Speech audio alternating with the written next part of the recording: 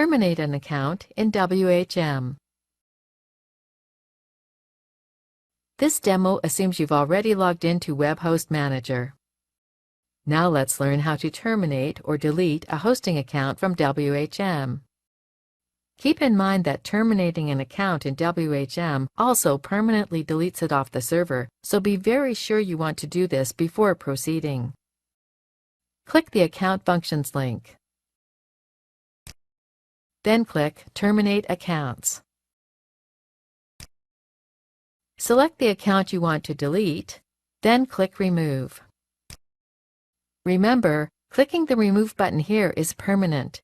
You will only be able to get the account afterwards if there is a backup of it on the server or if you've backed it up yourself somewhere else.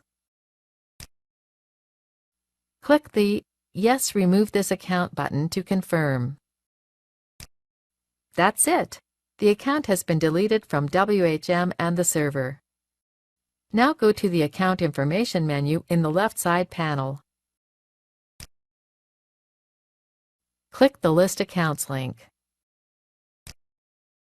The account we just deleted is no longer listed here in the list of accounts.